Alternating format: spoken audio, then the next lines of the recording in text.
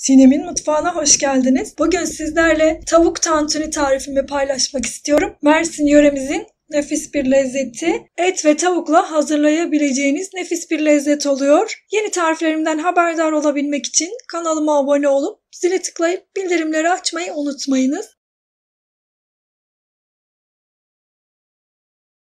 Tavuklarımı bu şekilde bakın böyle ince ince kasabıma hazırlattım tantunilik. Tencereme su aldım. Kaynamaya başladıktan sonra tavukları içine ekleyip haşlanmaya bırakıyorum.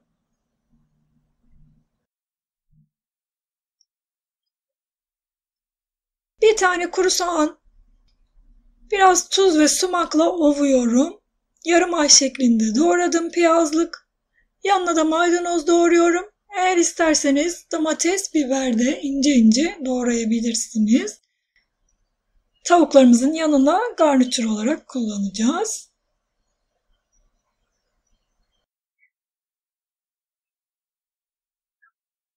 Tavuklarım haşlandı. Tavama alıyorum tavuklarımı bir kevgirle. Tavamı ocağıma aldım. Üzerine biraz sıvı yağ gezdiriyorum. Tavukları kavuracağım. Tavukları haşladığım sudan azar azar ekleyerek tavuklarımı pişirmeye devam ediyorum. Suyunu çektikçe tekrar ilave ediyorum. Toplamda 4 kepçe kadar kullandım tavuk suyundan. Tavuklarımızı iyice lezzetlendiriyoruz. Tuz serpiyorum. Tuzunu, baharatlarını damak tadınıza göre ayarlayabilirsiniz.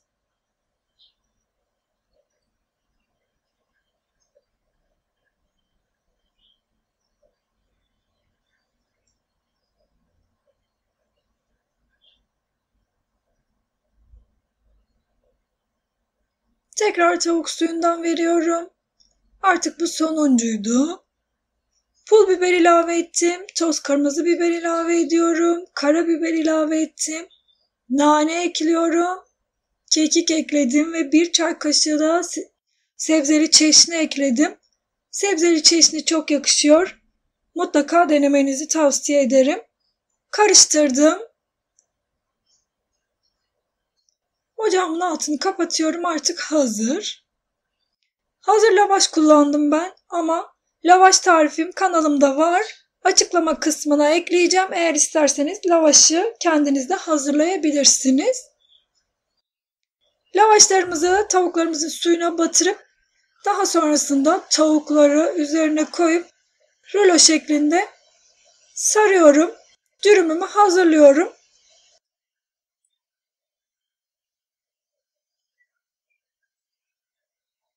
Tekrar tavuklarımdan koyuyorum. Doğradığım piyazlık soğanlarımdan biraz koyuyorum. Biraz maydanoz koyuyorum. Dediğim gibi domates, biber de koyabilirsiniz.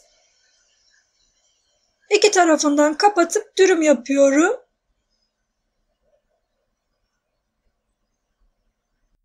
Nefis bir lezzet oluyor. Sizlere içinde göstermek istiyorum.